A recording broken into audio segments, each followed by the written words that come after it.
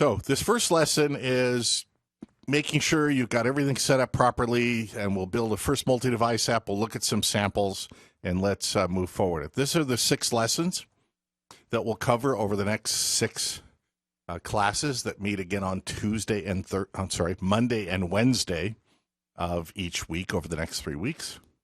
Lesson 1, we're going to look at the environment, make sure you're set up. We're going to talk about a business app that we'll build throughout these lessons. We'll also look at other examples and applications of technical capabilities, but want to make sure that at the end of the 6 lessons, you'll also have a usable C++ business app. And for those later on, Object Pascal app. We'll make sure you're oriented to the IDE. Many of you already probably know that. We'll just make sure. We'll build a first mobile app. We'll look at some sample and snippets. We'll get started on the mobile business app, and then we'll do some review and take questions at the end. So the great thing about our products is you get a complete application platform. Everything you need, including the tools, the IDE, access to the cloud if you want to use it, access to enterprise infrastructure, access to data and databases, whatever that might be, and also being able to build mobile user interfaces with all the pre-built components and the ability to create your own components as well. The nice thing about using components and using the tools that we deliver is that you can build everything that you need to build using one set of source code, one set of project and project group to build applications for iOS, Android, Windows, and Mac. Just change the target platform, say build, hit run, hit debug. You got everything you need to build applications. We do all of the interfacing to the runtime libraries, to the low-level subsystems, to the 2D and 3D graphics that are available on all these platforms. All of that is provided for you in our products using the framework and using the runtime library classes and functions that are included with the product. First, setting up your environment. You'll have installed either app method 114 or Rad Studio XE6 Update 1 or Delphi XE6 Update 1 or C++ Builder XE6 Update 1.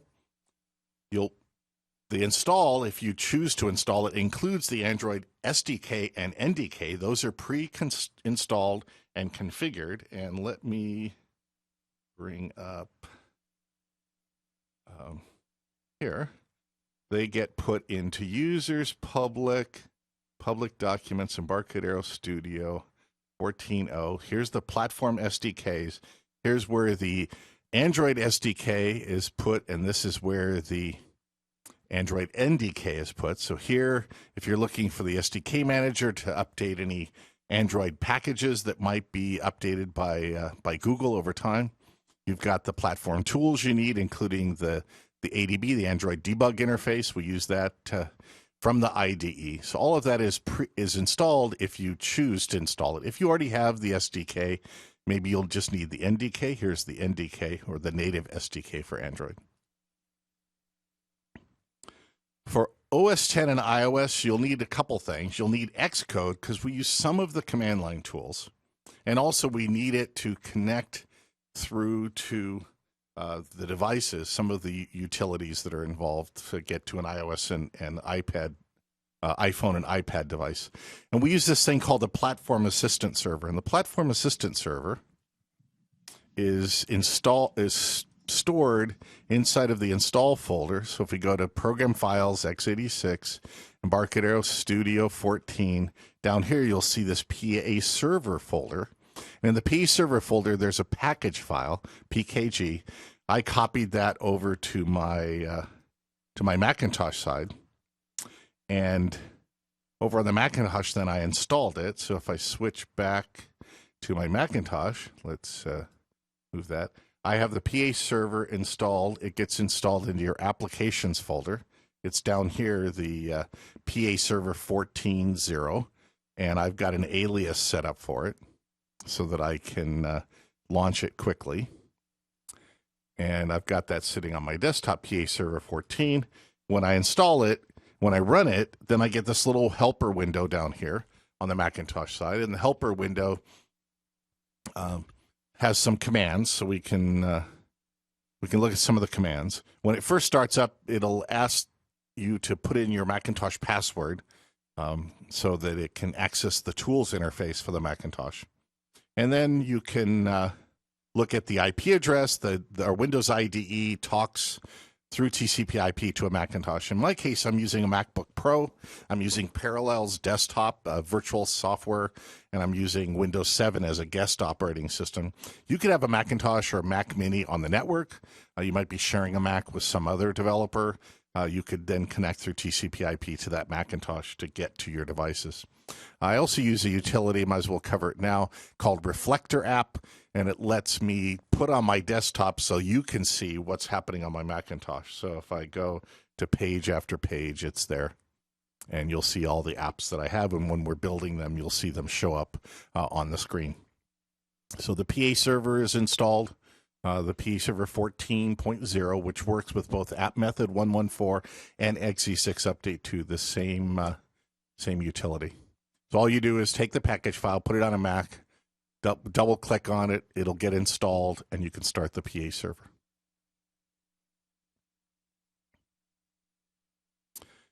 Once I've done that, let me go back. Sorry for switching back and forth. Let me just bring up Xcode real quick. I'm using the latest Xcode. We don't need to use the Xcode IDE. We just need some of the command line tools, but one of the nice things it can do is it can show you whether you've got your device is configured or not. So I've got two devices plugged in. I've got my iPad, and looks like my iPhone. I've got to it's got to update because I updated my iPhone over the weekend to 7.1.2. So it's grabbing some of the new symbol files for 7.1.2 software version. I haven't updated my Mac, so it'll do that for a moment. But it also shows me that I've got provisioning profiles. You need to have an iOS account, and to create a provisioning profile or two or three, I've got one here just as a development profile and one that's got push notification turned on. And that's somebody calling me. That's very interesting. Okay. Well, I'll turn the sound off on that as well. Well, you know, it's all live. These classes are live, which is fun. And again, I have provisioning profiles are set for both of my devices, for my iPad and my iPhone. And this will finish up here in a quick moment. All right.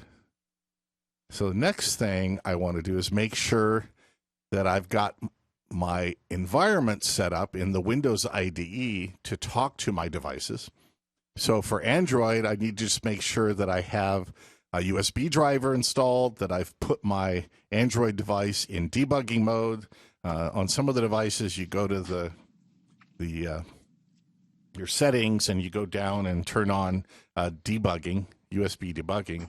Some of them you go to the build number and tap, 7 times, I think, Jim? You tap it 7 times, and then it switches into developer mode.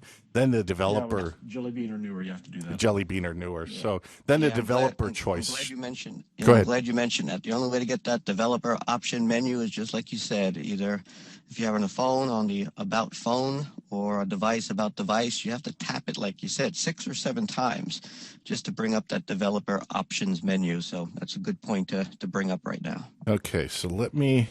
So in my case, I've already done that. So if I go to settings, here it is, developer options. It's under more. In the case of my Samsung Galaxy S4, I have two choices. That developer options won't show up until, again, as Alan, everybody mentioned, you go to About the Phone, and the build number is down here, and you can tap on it down here.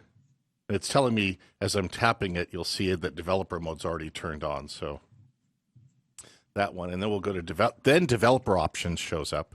Once you have developer options, I have 2 of these options turned on: USB debugging and stay awake. That way, while it's plugged in and I'm doing demos and things, I don't have the screen turning off and I have to swipe it to have it show back up.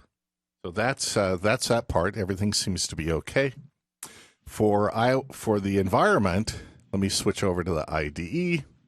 Let's just, I'll go under Tools, Options, and there's an SDK Manager. Now, the Android, if you choose to install the SDK and NDK with us, then SDK will already be set as an SDK version in the install of the IDE. Then I went in and hit the Add button, and I selected iOS device and OS 10, and then it could go and find the information.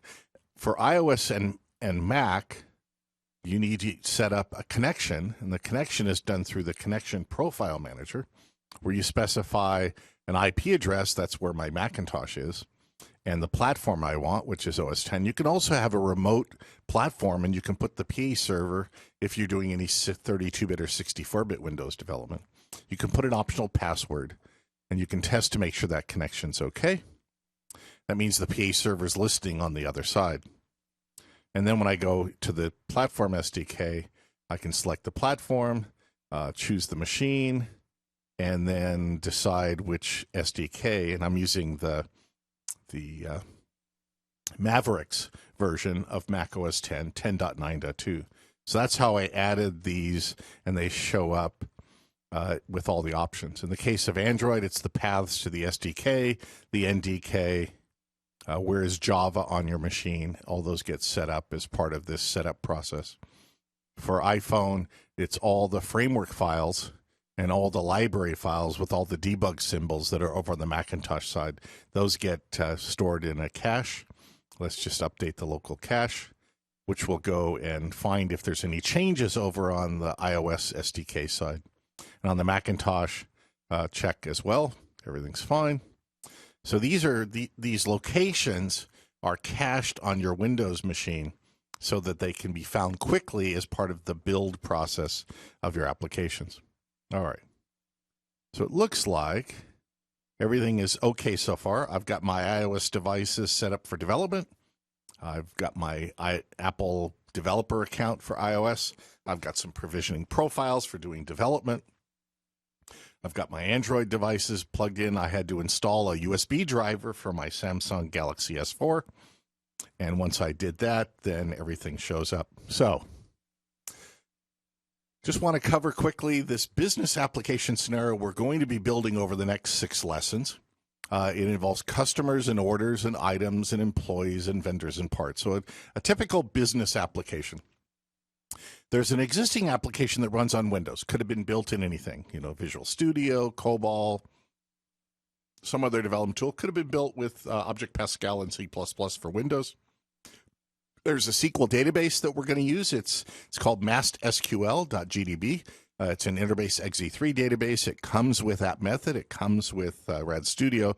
So everybody's got it, and it's a nice database to use. This is the data model. I know it's a little hard to see. You can zoom it up. I created the image of this data model using ER Studio, which is our data modeling tool here at Embarcadero. So it shows that customers have orders. There's a one-to-many relationship. Vendors supply parts. Orders have items. There's one-to-many. And there's employees involved in the orders along the way. So just a simple data model, customers and orders, vendors and parts, orders and items, and then employees who took the order. So pretty straightforward, pretty common business type environment. Here's a look at the existing Windows application. Again, could have been built in anything. It's got a main menu and a button bar, a speed button bar with quick access to a few of the commands. It's got some forms that are involved that are Windows forms. Here's the orders by customer. So as we select a customer, we see the orders that customer has and how much they've paid, and if there's anything due. When we edit customers, it brings up a customer edit form. And this company sells scuba diving parts. So it sells scuba diving parts to scuba shops, and that's the business that it has, right? And then over here in browsing parts, you can see how many parts on hand, parts that are on order, and there's other options through buttons in these different forms. So what we're going to do ultimately over the next 6 lessons is we're going to build an app that does some of this functionality, because the business that sells parts to dive shops wants mobile versions of their application. They have this old legacy kind of Windows version, still works, and they still use it off of their Windows desktops and notebooks, but they want mobile versions as well. So that's what our task is going to be along the way.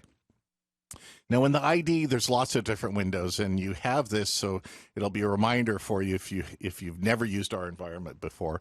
For those who've used the environment, you already know where all this stuff is. There's a structure window, which has all the components. and or the units and things that you're using in your applications, depending on if you're in a source view or design view. There's the object inspector, which lets you set properties of the objects that are selected. For example, the button is selected. We'll see all this in action. We've got this little pull down for design time devices where you can take a look at design time for different devices, see what your application UI will look like. You've got menus and toolbars with all sorts of commands you can execute. The project manager lets you select the different target platforms, and you'll see that in action here in a moment. And then you have this tool palette, and the tool palette in the lower right-hand corner lets you see either components you can use if you're doing a design of a user interface, non-visual and visual components for your application. If you're in source code, it'll show you code templates and other things. When you have no projects listed, it'll show you the different projects you can choose from. And down at the bottom here, there's these tabs where you can switch between the design view, which has the user interface of your app, the code editor view, and a history view. And the history is the differences over time as you're saving your files. And if you're hooked into Subversion version control, then you have even more support in the IDE. This is a quick look at the component framework. We support C++11 or Object Pascal for mobile. We go through FireMonkey and the runtime library. We go through the platform APIs to get to the devices and or desktops that are available. Okay. We do everything with components and code, single code base. Components have properties, methods, and events. So if you know event-driven programming, on click of a button, on change of a value, whatever that event might be, then you'll learn very quickly how to program applications across all 4 platforms. You don't have to use MVC in one place, listeners in another place, Windows messages in another place. Everything fits nicely within an event-driven programming model inside of the development environment and inside the applications and the component library. All right, let's build our first Hello World app. We're going to use the template. We'll start with the blank template. We're going to build an application form. There's the standard controls, tab controls. You can control layouts with these layouts and anchors and alignments. So if you're in landscape or portrait mode, your application will work nicely. And all these devices have touch interfaces. We have this gesture manager touch-based system and component that's built into all the user interface controls.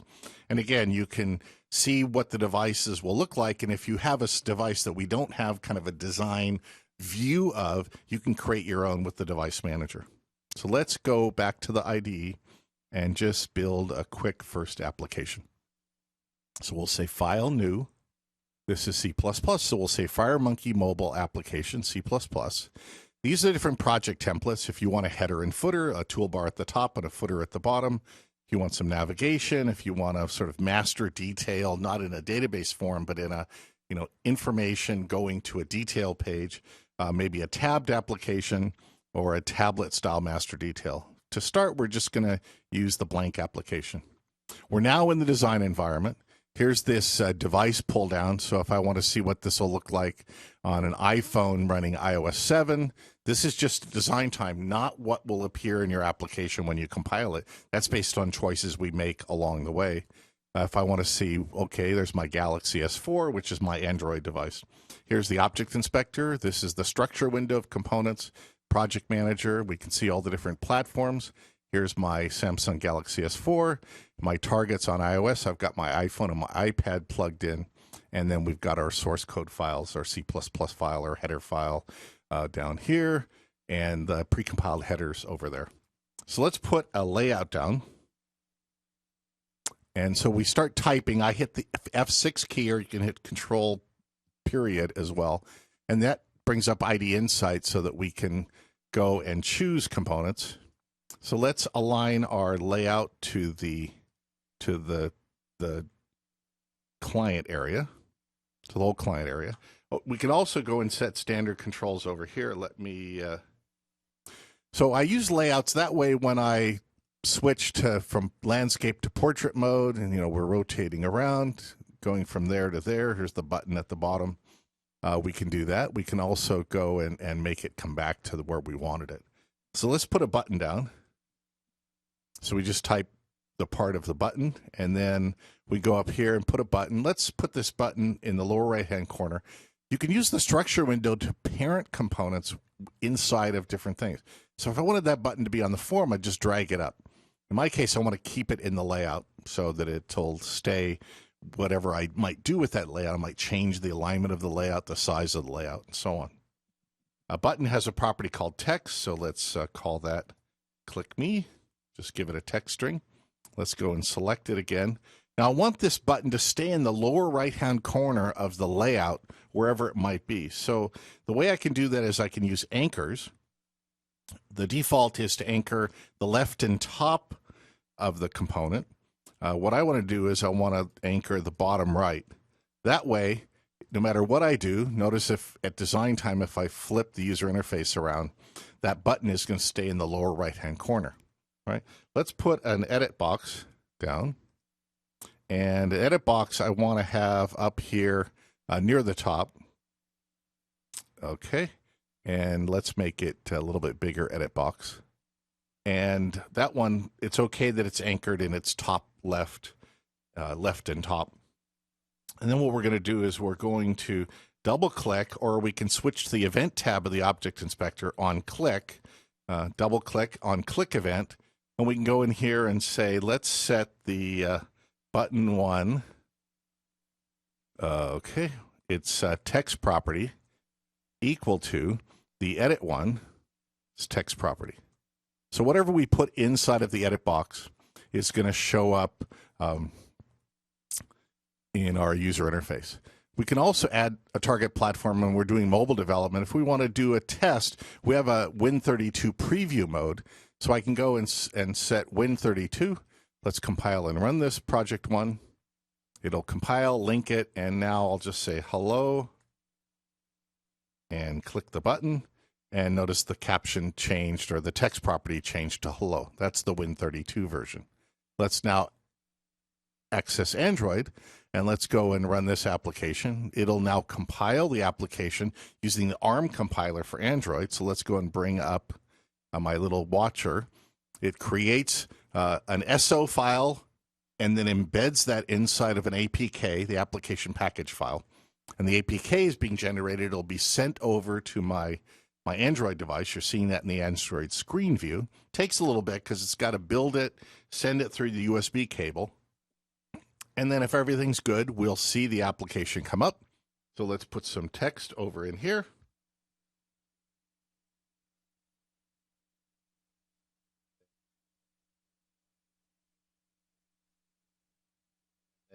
And then hit the button, and it changes to hello.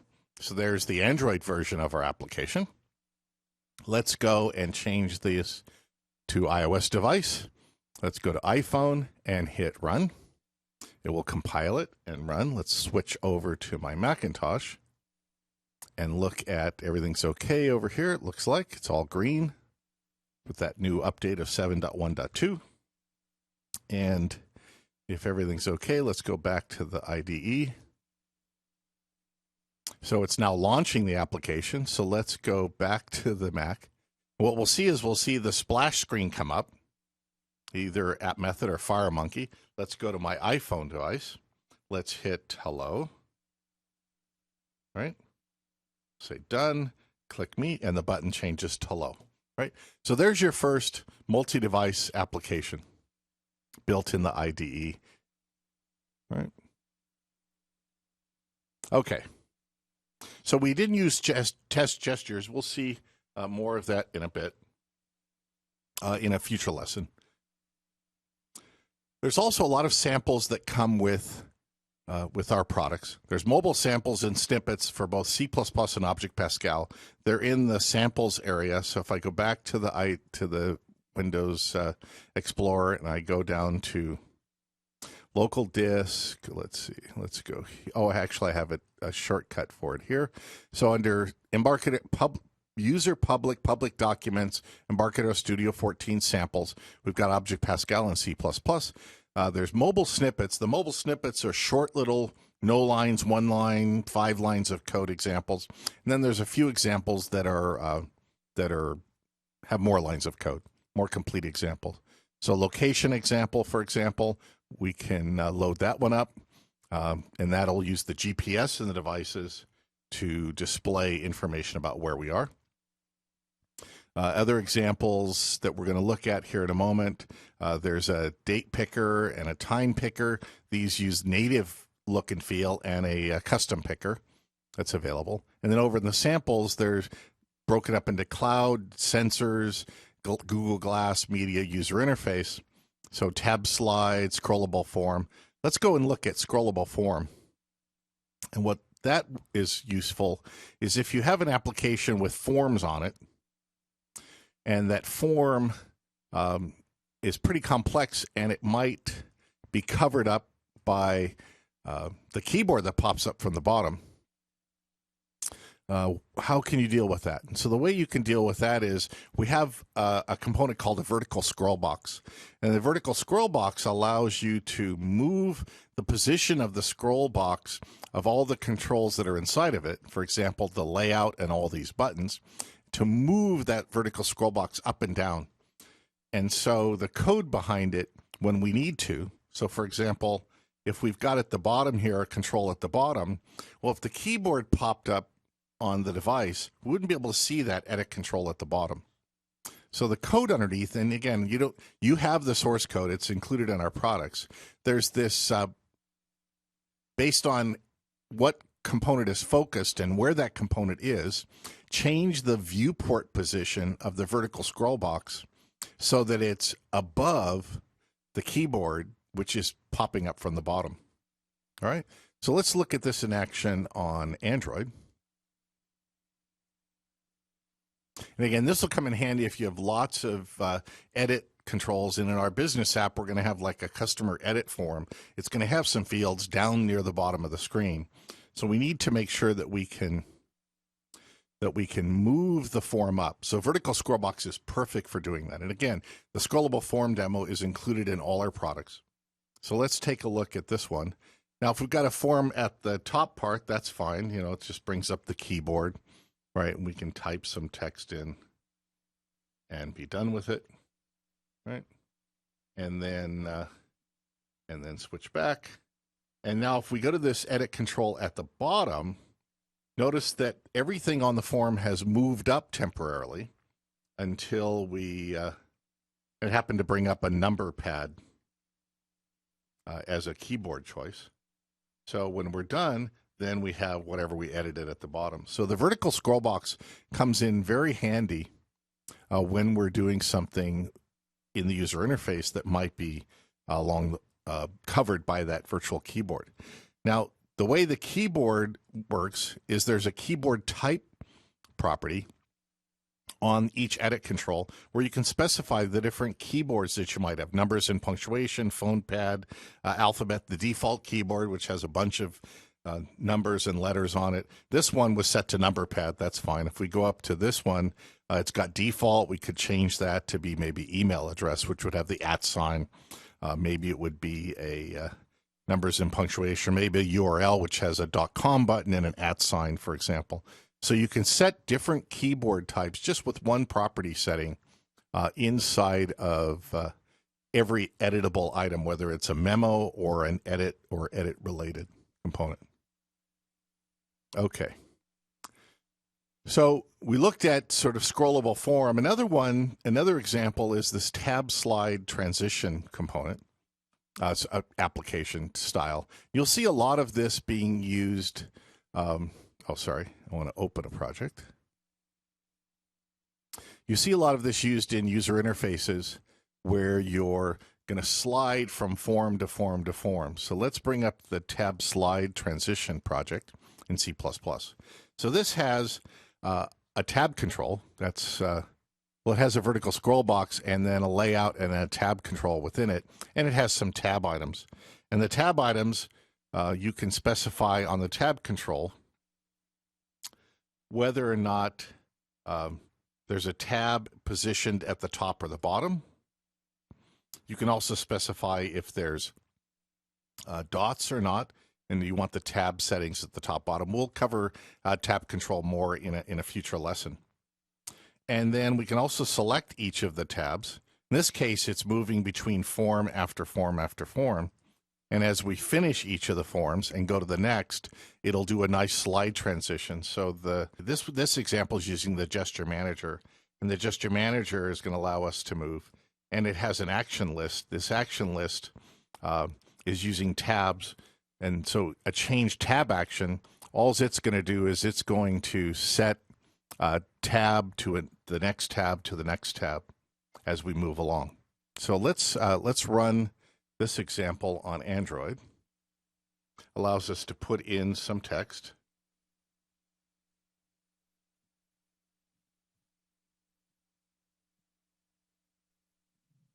And then hit next. And when I hit the next button, you'll see it's a little jerky because I'm grabbing screens here, but it moves from, it does a nice transition slide.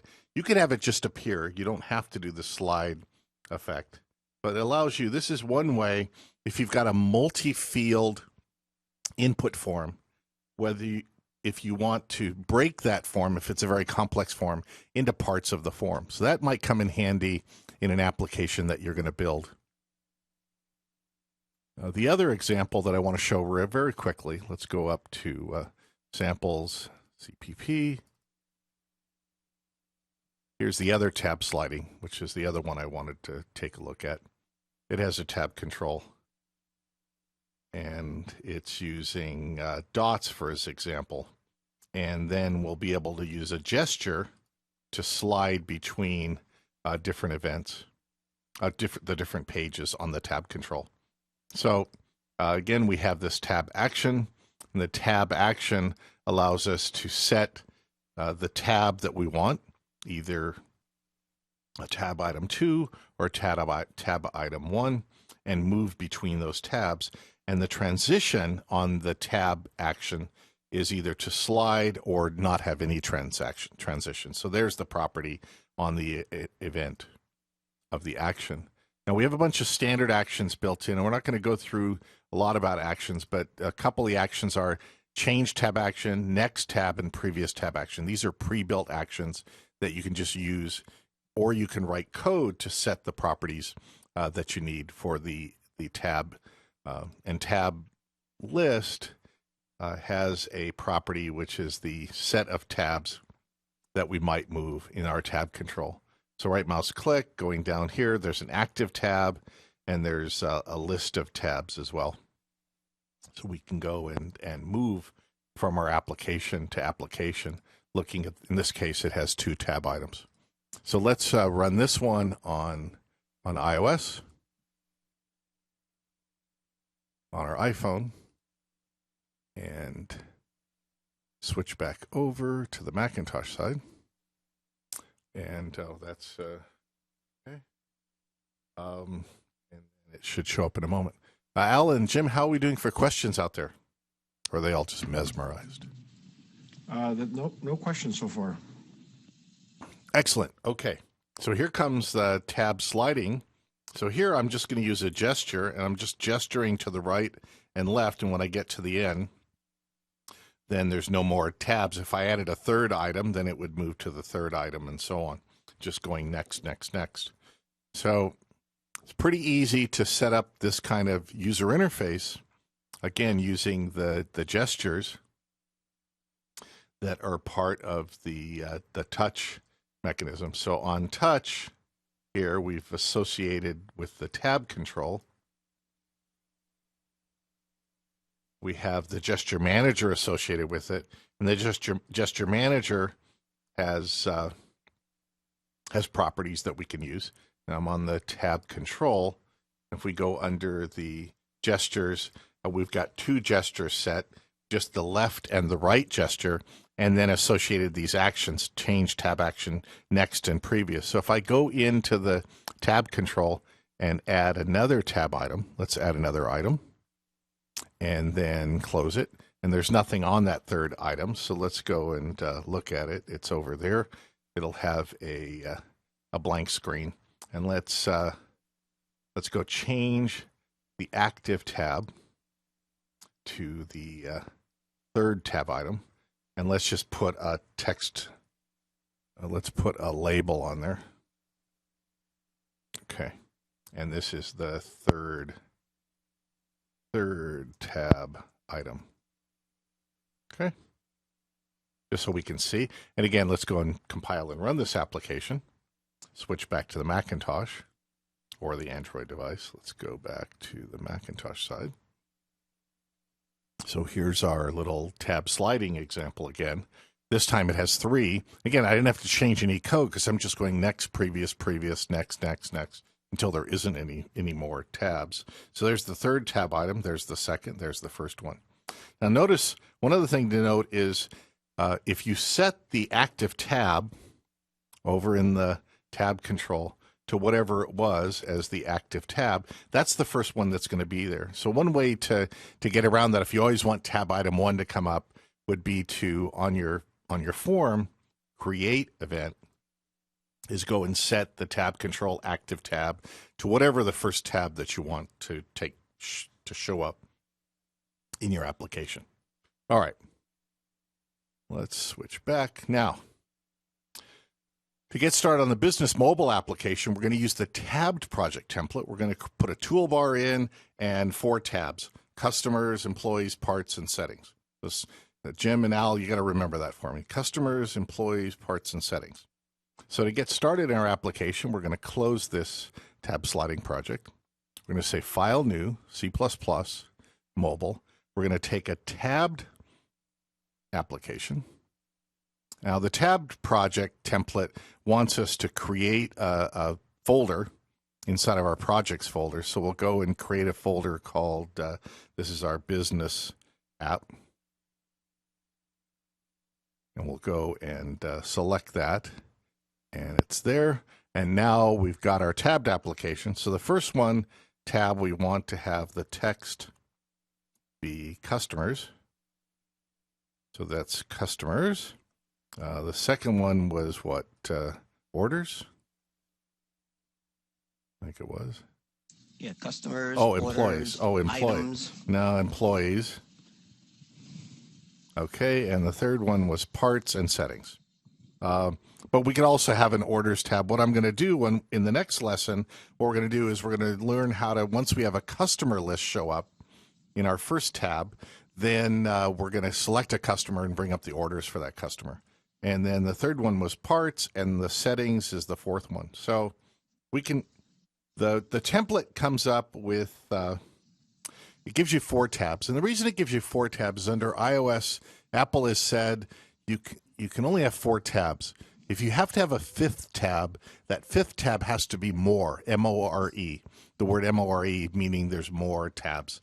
On Android, you could have as many as you want. There's no real requirement. But if you want to get an app into the iOS store, then you'll need to have 4 at the bottom. Or if the 5th one is there, it's got to be the word more that brings up more choices in your application.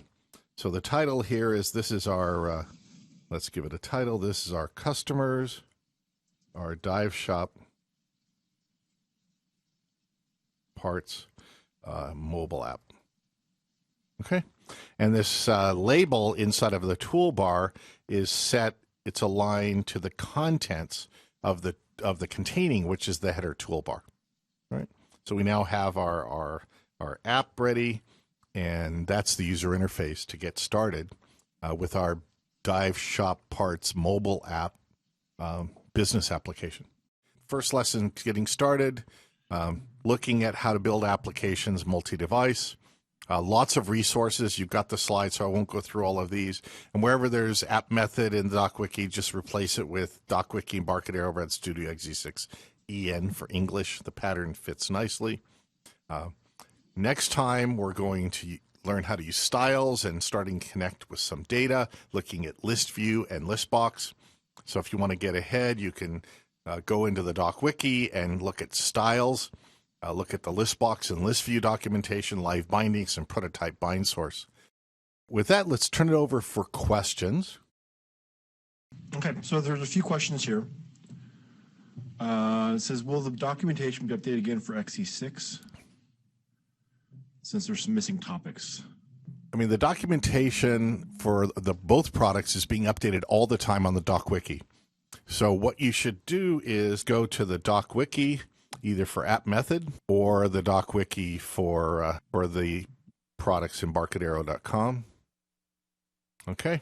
And then click on one of them like Delphi, Object Pascal. So the DocWiki is being updated all the time. And then periodically we create a help file from the DocWiki for either App Method or Rad Studio Delphi C++ Builder. So like now the doc is being updated. Oh, now it's being updated again. So every minute, every hour, every day, there's documentation team members around the world that are constantly updating the DocWiki, actually the XML repository, which creates the DocWiki in real time. And then from there, about every month or so, the doc team creates an updated documentation file, help file, which you'll get a notification. You can also go to docs.embarcadero.com and you can check to see for each of the products whether or not there's updated help files. There's also a PDF. It's about 300-page PDF on the mobile tutorials. So you can download that PDF. It's all the tutorials for iOS and Android, for Delphi and for Object Pascal and C++. You can download, you can send it off to a print on demand and make your own book, or you can just have the PDF there. Can the Apple simulators be used remotely for development, or is hardware required? Well, you can use the iOS simulator with Object Pascal, not with C++. We don't have a simulator compiler yet. You'll really want a device no matter what. I mean, the iOS simulator does simulate things like location and shake gesture, but it won't simulate a camera. Yeah. It won't simulate the microphone coming in, the orientation sensor, and so on. So you'll want devices for iOS and Android, and we do not recommend for Android that use the emulator. You can use it. It's slow. Jim has written some blog posts about how to get the most out of if you're going to use the Android emulator in the settings that you have. But otherwise, just get a device. You're going to want it anyway to test all the hardware on your devices. Now, I know everybody can't have every device. There are some services you can pay for, like TestFlight and others that have connected devices that you can do tests, but you'll have to pay for those services to connect to them. Can we connect or add external APIs like Amazon Fire Phone and build our apps? And the answer is yes. If you have either the framework or static library files, or you've got a remote API, we'll cover that in the REST lesson in lesson 6. If you've got some remote interface to do things. Otherwise, if you have other kind of specialty hardware, then what you'll need to do is learn how to access the static libraries if they're written in Objective-C or in Java. And we have lessons. In fact, Jim's doing a skill sprint tomorrow about going through JNI in the Java class to get to Android devices. We just had a lesson last Thursday from Jacob Thurman about using Objective-C interfaces from Object Pascal, and you could do it in C++. Brian Log did sessions at Code Rage 8 last fall. So there are ways to get to other libraries and other frameworks that we haven't wrapped ourselves, and there are people who are blogging about how to do those things. But Jim, maybe you want to add a little as well. Yeah, so there'll be I put a link to the skill sprints because I'll be covering that tomorrow. So. Okay. Check out that session tomorrow. And that was for Android, yeah. And then there's a video tutorial on configuring the development environments, right? Like on the Start Here page? Yeah, in the Start Here page, so on the welcome page, there are all sorts of videos, including how to configure your application. So get started quickly. If you click on that link, there's a video for configuring your iOS and Android application devices. So we have videos. There's similar videos in C++ Builder. Yeah, and similar videos in Rad Studio, Delphi, and C++ Builder as well. So you've got all of those videos up here at the top and more down at the bottom you can get to. All right, so question, what's better for developing mobile apps, C++ or Java? If you want the performance of native code and you want the ability to build one application that can be compiled and tested and run on Windows, OS X, iOS, and Android, we're the only game in town that does that for C++. With C++, yeah. With Java on Android, okay, well, you've got that, but what do you do when you go to iOS or you need to do Windows? I guess then you have to rewrite the user interface code. You have to rewrite some of the other code. In this case, you saw me run an application on Windows, iOS, and Android. Same code, same project. There can be differences. We might have to do a little if-def here and there. For example, if you use menus, there's menus for Windows and OS X, but there's no menus on iOS and Android. So you can use the menu component, but then you'll want to have a different form for desktop versus mobile. But in general, the minimum version of C++ Builder for us to follow along. XE6 update 1 with mobile. With mobile pack, if you have the professional or enterprise and above, or Rad Studio Pro. You can download the trial. Since it's a 30-day trial for XE6 and App Method, then you have everything. You have full access to mobile everything on both products, App Method and Rad Studio, C++ Builder, Delphi. Is it possible to connect from a mobile app to Postgres? That would require a data snap, probably would be the best way to do that, right? From mobile to get to any remote database, other than the two local databases on the mobile device we support are SQLite and our own Interbase Lite, IB Lite, XE3. If you want to talk to anything else, it has to be done remotely through some kind of service or interface. We'll cover that in multi-tier if you've got a SQL Server, Oracle database. We don't have local drivers yet for other SQL databases that might run on mobile other than SQLite and IB Lite. We'll cover that in lesson 3. How efficient is the debugger and garbage collector in App Method? Now, App Method, for those who don't know, is the same. It's just a slightly different version of the same thing that's in C++ Builder. So debugger is we use ADB interface, but you have full breakpoint capability, viewing of registers, memory, instructions, all of that, stepping through code, stepping out of functions. It's a full-featured debugger. We don't do garbage collection. We do automatic reference counting of your objects. So when you allocate an object, don't worry about freeing it up. When there's no references to it anymore, the runtime will throw it away. So we use ARC, or automatic reference counting, for all of the object cleaning up. We don't support garbage collection. Yeah, so the ARC is very efficient. It's deterministic. Yep. That's right. And ARC's only available on the mobile platforms. But let's say you did write an app that needed to work across platforms. You can still call the tobject.free. That will still work. Yeah. So you can free an object. That'll just decrement the reference count. And then if there's no reference counts to it, it goes away. And on Windows and OS X, where there isn't ARC, then it'll free the object if it needs to be freed. So will the app that you build be compatible with all devices or only just a single device? So it should be work with most Android devices and most iOS devices. I've tried on my 3GS, which only runs iOS 6, and they work on that old one as well, or iPod Touch 4th generation and above. So on our DocWiki, we have pages, and Jim, maybe you can send the link to there as well. For Android devices, you must have an ARM7 processor with Neon instruction extensions, which is most of them. Which is most of them. But we have a list on this DocWiki page for what versions of the operating system. We don't support the older Android operating systems. I think we started with, Gingerbread? Yeah, Gingerbread newer, which is 90% of the Android devices out there. So Gingerbread or later. Again, there's a page in the DocWiki. Jim can put the link in, or I'll put it in my blog as well. We've tested a bunch of devices. We don't support Android on Intel currently.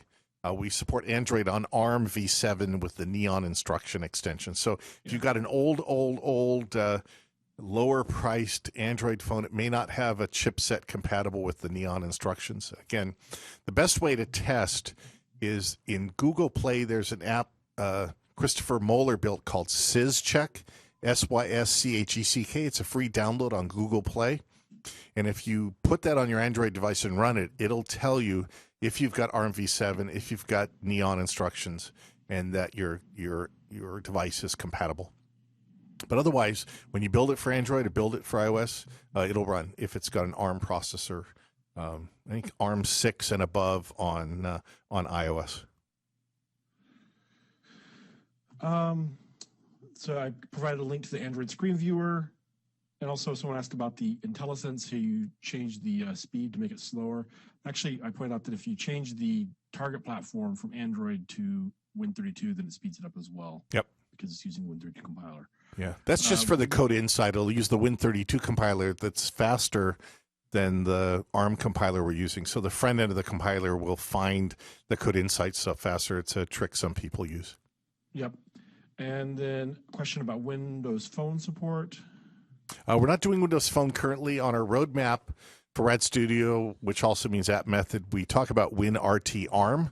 That's work that we're researching. And so somewhere in the future, but we don't have a date for it right now. And also somebody asked about 3D. We use DirectX 3D on Windows. We use OpenGL and OpenGLES on mobile and OpenGL on OS X for 3D. It works great. Yep. Plans to support Android Wear or Google Glass. We support Google Glass already. And Jim, go ahead. You did the other testing. Jim and I both have Google Glass, and we've built apps. Works just fine. Go ahead about Android Wear, Jim. Android Wear, I built it, set up an emulator, tested it with that, and it works. So there's going to be some more stuff we're going to do to unlock all that. But as soon as I get an actual Android Wear device, I'll have some blog posts up about that. Yep. But yeah, it should be supported in the near future. So question about advantages of C++ versus Delphi or Object Pascal or vice versa. It's your choice of language. They're both natively compiled languages with great compilers. So it's really what language you're comfortable with. Object Pascal is simpler in some ways, but has all the powerful extensions for anonymous methods and generics or parameterized types, whatever you want to call it. It has other things from the Pascal language. C++ 11 on mobile has all of the capabilities that the ISO C++ committee have been working on for any number of years now. Our desktop compilers are still an older version of some of the C++, what we call 0x language extensions, but we're working to make sure we get the C++ 11 compiler on all platforms. Next up would be Win32. That way you'd have the same compiler, Win32 versus mobile. Is there a roadmap published for what future features will be coming to App Method? Well, everything that shows up in Rad Studio shows up in App Method. So App Method 114 has the same capabilities for FireMonkey, RTL, and multi-device development as XE6 Update 1. So anything you would look at in the Rad Studio roadmap is the App Method roadmap. Just Rad Studio is a superset of functionality because it has the VCL Windows-only capabilities and some other Windows-based technologies that are included in Rad Studio that are not included in App Method. Is there a particular Android API that is supported or that is nonsensical for a C++ native app? Are there any native Android features, API level XX, supported in FireMonkey?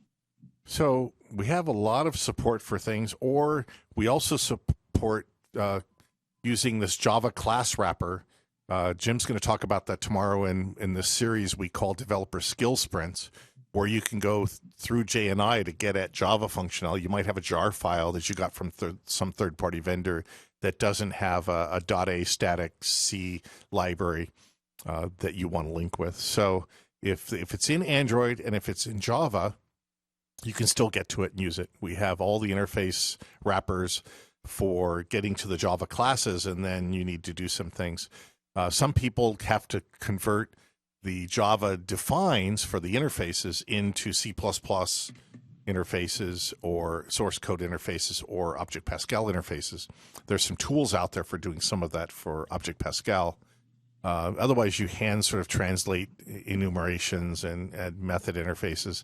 If you search in Code Central for Android speech to text, there's an example up there where the speech to text interface was converted from Java to Object Pascal, and you can use Android text to speech. Sorry, did I say speech to text? Text to speech. So there's people out there that are providing interfaces for Android, for C++, and Object Pascal, even though the underlying implementation is in Android. That's supported, and Jim's going to cover that tomorrow in the Skill Sprint series. You can search Developer Skill Sprints and sit in on that or see the replay. Yep. And there's actually Android speech to text you can do as well. But Yeah. I don't know if I'll get a chance to cover that tomorrow. There's a lot of stuff to cover tomorrow. Oh, I see a Tizen. Yeah, no plans currently to support Tizen.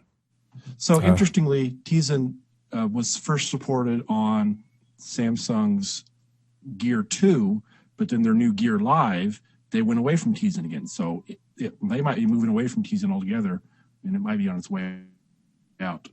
Yeah. We'll have to wait and see. At this point, it's too small supporting. Is Enterprise required to use SQLite database natively on the mobile device? No, you just need for app method. It's included, and SQLite. You can do SQLite and IB Lite in the Pro versions on the machine. The only difference on Red Studio, Delphi C++, or business level license is if you have remote databases that you're trying to connect to, not locally on the device. And we'll cover SQLite and IB Lite in lesson 3. And then multi-tier in lesson 4. Okay, everyone, thanks.